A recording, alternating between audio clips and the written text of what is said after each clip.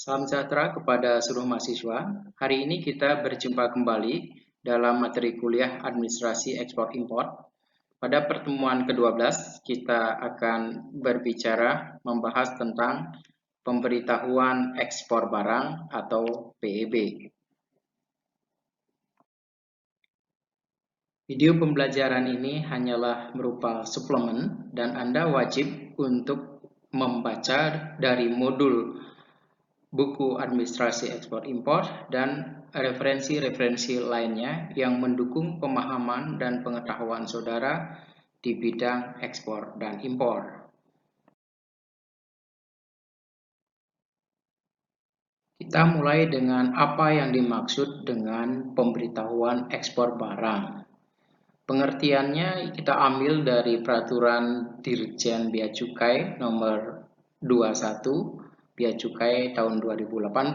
Disebutkan bahwa PEB adalah pernyataan yang dibuat oleh orang dalam rangka melaksanakan kewajiban pabean ekspor dalam bentuk dan syarat yang ditetapkan dalam Undang-Undang Kepabeanan.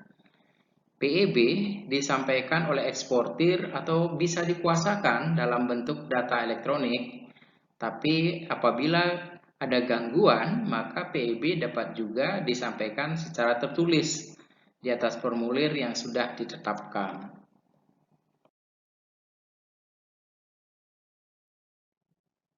Formulir PEB dalam dokumen Bea Cukai diberikan kode BC 3.0 yang saat ini berlaku. Ukurannya bisa A4, ukuran letter, legal, dan folio. Adapun lembar dalam pemberitahuan ekspor barang itu terdiri dari satu, lembar utama atau lembar pertama.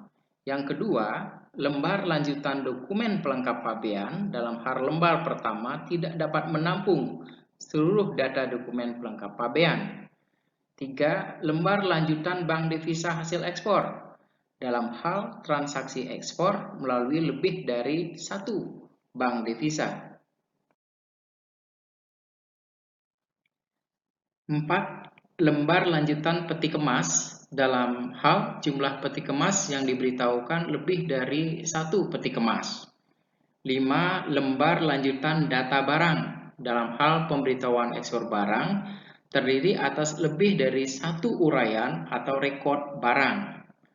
6. Lembar lanjutan khusus perusahaan jasa titipan dalam hal ekspor barang kiriman melalui perusahaan jasa titipan untuk lebih dari satu pengirim atau satu penerima. 7. Lembar lampiran untuk barang ekspor yang mendapat kemudahan impor tujuan ekspor yang digabungkan dengan barang lain dalam hal ekspor barang gabungan. Dan 8. Lembar lanjutan data kemasan dalam hal kemasan yang diberitahukan lebih daripada satu jenis atau merek kemasan. Form PEB dibuat 3 rangkap dengan peruntukan 1 untuk kantor pabean, 2 untuk Badan Pusat Statistik BPS, dan ketiga adalah untuk laporan Bank Indonesia. Adapun bentuk daripada tampilan form BC 3.0 pemberitahuan ekspor barang pada lembar pertama adalah seperti berikut ini.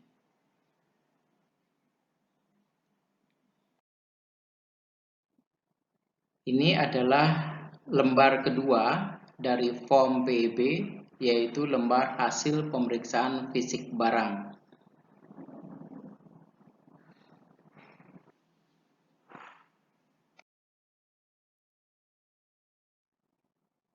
Ini form lembar ketiga, lembar lanjutan dokumen pelengkap pabean.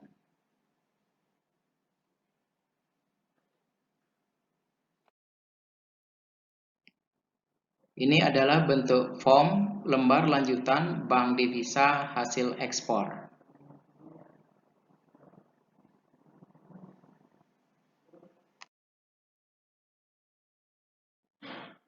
Ini lembar kelima dari PEB, lembar lanjutan peti kemas.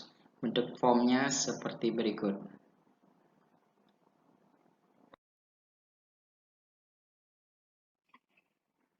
Lembar ke-6 yaitu lembar lanjutan data barang ekspor. Bentuk formnya seperti berikut.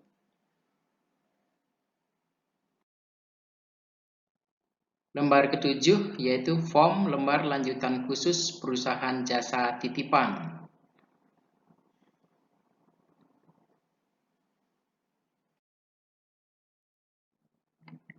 Ini adalah bentuk lembar lampiran untuk barang ekspor gabungan yang mendapatkan fasilitas atau pengembalian.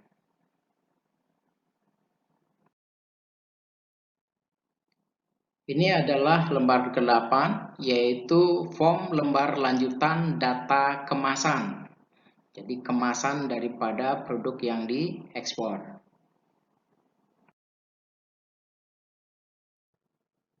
Selanjutnya kita bahas tentang halaman pertama dari form BC 3.0 pemberitahuan ekspor barang.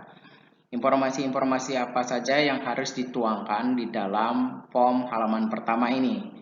Kalau kita lihat di pojok kanan atas, maka di sana kita diminta untuk mengisi halaman keberapa dari berapa halaman dari pemberitahuan ekspor barang tersebut. Itu harus diisi. Ya, kalau ini adalah halaman pertama dari pemberitahuan ekspor barang. Baik, kita lanjut kepada pengisian daripada form ini. Selanjutnya, apabila pemberitahuan ekspor barang ini diajukan dengan tertulis di atas formulir dalam artian offline, maka nomor pengajuannya mengandung unsur nomor pengajuan dan tanggal pengajuan daripada PIB tersebut dilakukan. Selanjutnya, mengisi nomor pengajuan PIB. Nomor pengajuan PIB ini mengandung unsur-unsur. Satu, harus mengandung unsur kode kantor pabean yang memberikan modul aplikasi pemberitahuan ekspor barang. Kemudian unsur keduanya nomor register dari modul aplikasi yang diberikan oleh kantor pabean. Kemudian ada unsur tanggal pembuatan pemberitahuan ekspor barang dengan format tahun, bulan, dan hari. Kemudian unsur yang keempat, nomor pembuatan pemberitahuan ekspor barang. Jadi ada 4 unsur tersebut yang terkandung di dalam nomor pengajuan dari pemberitahuan ekspor barang. Pada kantor pabean ekspor, maka di sana diisikan dengan kode dan nama kantor pabean, tempat dimuatnya barang yang akan diekspor ke sarana pengangkut tujuan luar daerah pabean. Selanjutnya di poin A ada kantor pabean. Di situ dituliskan kantor pabean pemuatan dan kantor pabean ekspor. Kantor pabean pemuatan maka ditulis dengan kode dan nama kantor pabean tempat disampaikan pemberitahuan ekspor barang dan dimuatnya barang yang akan diekspor ke sarana pengangkut. Selanjutnya dalam poin B, jenis ekspor, maka di sana ditulis dengan beberapa pilihan seperti jenis ekspornya adalah jenis ekspor biasa. Dalam hal barang ekspor adalah kategori ekspor biasa selain jenis barang ekspor yang akan diimpor kembali dan jenis ekspor reekspor. Atau jenis ekspor akan diimpor kembali atau dalam hal barang ekspor ditujukan untuk diimpor kembali. Atau jenis ekspor eksimpor sementara dalam hal barang ekspor yang nyata-nyata berasal dari barang impor. Atau ditulis jenis reekspor lainnya. Jenis ekspor adalah pengelompokan ekspor terkait dengan prosedur asal dan pergerakan barang ekspor. Selanjutnya dalam kolom kategori ekspor. itu disediakan dengan kategori ekspor yang terdiri atas bisa kategori ekspor umum, kategori ekspor yang pada saat impornya ditujukan untuk diolah, dirakit, atau dipasang pada barang lain dengan mendapatkan fasilitas pembebasan bea masuk atau NIPR, atau kategori ekspor yang pada saat impornya ditujukan untuk diolah, dirakit, atau dipasang pada barang lain dengan mendapatkan fasilitas pengembalian bea masuk, atau kategori ekspor khusus barang kiriman pos, kategori ekspor khusus barang pindahan, kategori khusus barang keperluan penelitian, kategori ekspor tempat penimbunan berikat, kategori ekspor pusat logistik berikat, kategori ekspor BKC yang belum dilunasi cukainya.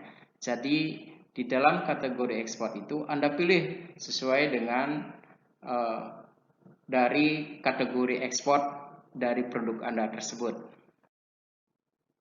Kemudian dari form kolom cara perdagangan itu disediakan cara perdagangan yang terdiri atas cara perdagangan imbal dagang atau cara perdagangan lainnya. Cara perdagangan lainnya adalah cara perdagangan selain imbal dagang, termasuk maklun. Selanjutnya pada kolom cara pembayaran diisi cara pembayaran yang terdiri dari pembayaran dilakukan di muka, pembayaran kemudian, pembayaran dengan letter of credit, pembayaran dilakukan dengan inkaso, pembayaran dilakukan dengan konsinyasi, pembayaran dilakukan dengan intercompany account, pembayaran dilakukan di dalam negeri, dilakukan tanpa pembayaran, dan jenis lainnya. Jadi di sana diisikan tentang jenis atau cara pembayaran yang dilakukan di dalam kegiatan ekspor tersebut. Selanjutnya, apabila eksportir menggunakan PPJK atau perusahaan pengurusan jasa kepabeanan, maka pada kolom PPJK diisikan data daripada PPJK berupa NPWP, nomor NPWP, nama daripada perusahaannya, dan alamat daripada perusahaan PPJK tersebut. Selanjutnya di kolom penerima, di sana ditulis nama siapa penerima daripada perusahaan penerima barang di luar negeri, alamat dan negaranya. Selanjutnya di kolom pembeli dicantumkan di situ nama daripada perusahaan pembeli, alamatnya, dan di negara mana pembeli itu berada di luar negeri. Selanjutnya di data pengangkutan, maka di dalam kolomnya diisi tentang cara pengangkutannya. Cara pengangkutan bisa angkutan dengan laut, angkutan dengan udara, angkutan dengan darat, atau sarana pengangkut lainnya. Kemudian ada nama dan bendera sarana pengangkut, maka disebutkan nama daripada kapal dan benderanya apa, Indonesia kah, Malaysia kah, dan seterusnya. Jadi nama dan bendera sarana pengangkut. Kemudian nomor daripada pengangkut. Nah, di sana dituliskan pengisian pengangkutan harus sesuai dengan pengisian nama sarana pengangkut pada kolom 16 dan diisikan dengan nomor daripada pengangkut tersebut. Kemudian tanggal perkiraan ekspor, maka di sana pengekspor wajib untuk mengisi tanggal berapa perkiraan ekspor akan dilakukan. Selanjutnya adalah pengisian data pelabuhan atau tempat muat ekspor. Dalam poin ini mengisi tentang pelabuhan muat asal, yaitu disediakan kode dan nama pelabuhan laut atau udara, tempat asal pemuatan barang, dan tempat pendaftaran barang ekspor ke sarana pengangkut. Kemudian pelabuhan muat ekspor. Diisikan kode tentang nama pelabuhan atau tempat barang ekspor dimuat ke sarana pengangkut tujuan keluar daerah pabean. Kemudian pelabuhan bongkar Di situ diberikan kode pelabuhan dan nama pelabuhan tempat akan dibongkarnya barang ekspor dari sarana pengangkut yang membawa barang ekspor tersebut. Pelabuhan tujuan diisi kolom kode pelabuhan dan nama pelabuhan tujuan ekspor. Negara tujuan ekspor diisikan kode negara dan nama negara tujuan barang tersebut akan diekspor. Selanjutnya di dalam kolom dokumen pelengkap pabean, maka di sana dituliskan adalah nomor dan tanggal invoice daripada pengiriman barang, nomor dan tanggal packing list dari barang yang akan dikirim, dan jenis dokumen lainnya sebagai pelengkap termasuk dokumen perizinan ekspor, nomor dokumen pelengkap pabean, dan tanggalnya. Selanjutnya di dalam kolom data tempat pemeriksaan, di sana bisa dituliskan di mana tempat pemeriksaan barang ekspor ini dilakukan. Bisa di kawasan pabean di tempat pemuatan, di tempat penimbunan sementara, di tempat penimbunan pabean, di tempat penimbunan berikat, di gudang eksportir, atau di tempat lainnya. Kemudian kantor pabean pemeriksaan. Pada form tersebut dituliskan di mana kantor pabean pemeriksaan barang ekspor tersebut dilakukan. Itu dituliskan kode dan tempat pabeannya. Kemudian gudang PLB diisikan kode nama gudang PLB dalam hal ekspor dari PLB.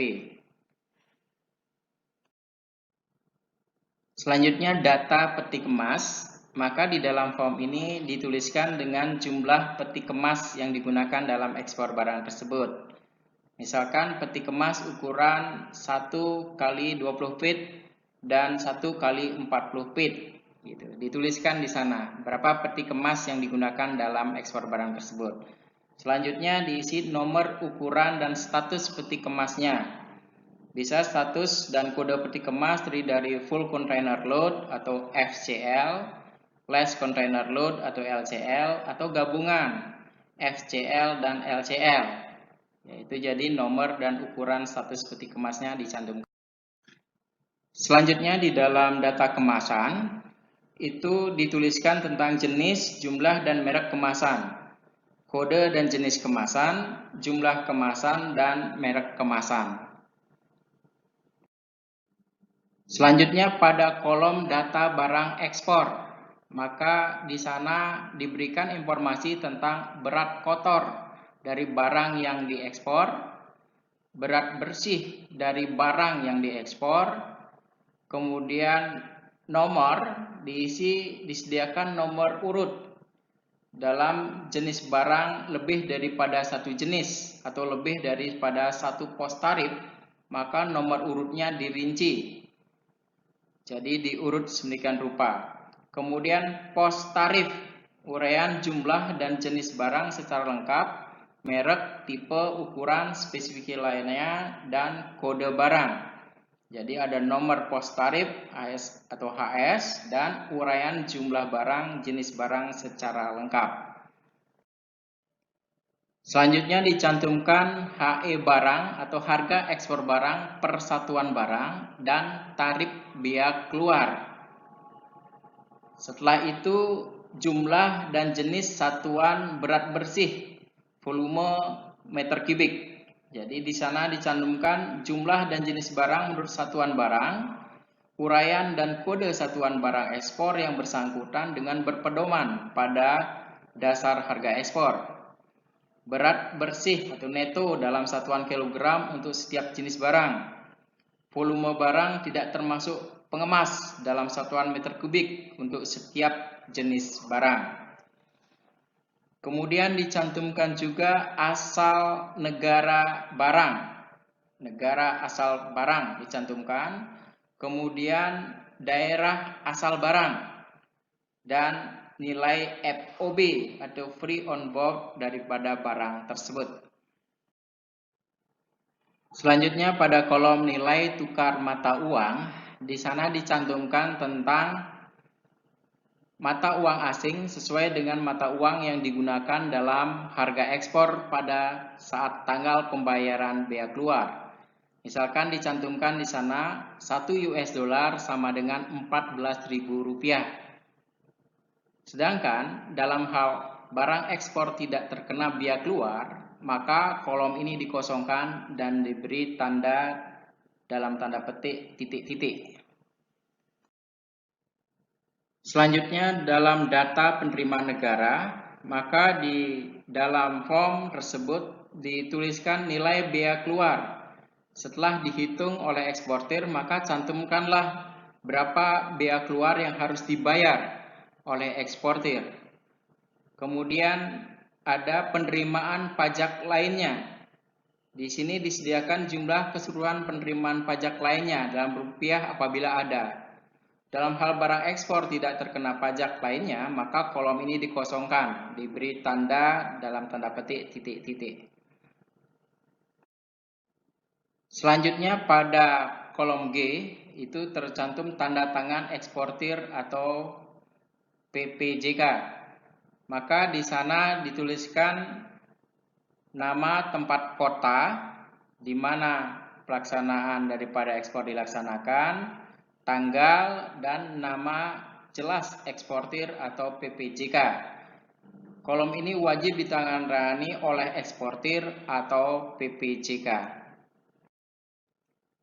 Selanjutnya pada kolom H di kanan paling atas, di situ tercantum kolom khusus bea dan cukai. Nah, diisi oleh pejabat bea cukai atau oleh sistem komputer pelayanan pada kolom yang disediakan. Di sana ada nomor tanggal pendaftaran, nomor dan tanggal bea cukai, nomor pos atau subpos bea cukai. Kolom ini hanya diisi oleh Direktorat Jenderal Bea dan Cukai. Nah, demikianlah cara pengisian daripada form pertama dari pemberitahuan ekspor barang ini. Sekian penjelasan kita pada pertemuan hari ini, praktek pengisian pemberitahuan ekspor barang. Sampai jumpa minggu depan. Pesan saya, selalu jaga kesehatan dan tetap semangat. Selanjutnya pada kolom data transaksi ekspor. Di dalam data transaksi ekspor dituliskan tentang bank devisa hasil ekspor. Banknya ditulis dengan kode dan nama bank devisa yang dituju dalam kegiatan ekspor tersebut. Kemudian jenis valutanya, jadi kode dan jenis valuta yang digunakan di dalam transaksi ekspor tersebut. Kemudian FOB, di sana dituliskan tentang nilai total barang ekspor yang tertera di dalam invoice. Jadi total nilai ekspor sebesar berapa USD, misalkan berapa dolar, sesuai dengan valuta yang digunakan. Kemudian freight, pengangkutannya di situ ditulis dalam valuta sesuai dengan pengisian. Jenis valutanya berapa dolar. Kemudian asuransi, di sana dituliskan biaya asuransinya sebesar berapa, sesuai dengan cara penyerahan barang yang disepakati. Kemudian nilai maklun jika ada. Selanjutnya dalam data penyerahan barang, di sana bisa dicantumkan tentang cara penyerahan barang ekspor antara penjual dan pembeli. Bisa dengan at work, free carrier, free alongside ship, free on board, atau berbagai jenis sesuai dengan Incoterm yang disepakati antara penjual dan pembeli. Selanjutnya di dalam data perdagangan, dalam kolom eksportir, di situ dituliskan tentang identitas, diisi pada kolom yang disediakan dengan jenis dokumen identitas dan nomor dokumen identitas eksportir, seperti nomor NPWP, nomor paspor, kemudian nama PT, alamat, status, dan nomor induk perusahaan. Pada kolom status perusahaan bisa terdiri atas A. Statusnya berupa koperasi, PMDN, PMA, PMA non-migas, BUMN, BUMD, perorangan, usaha mikro kecil menengah, UMKM, atau status lainnya.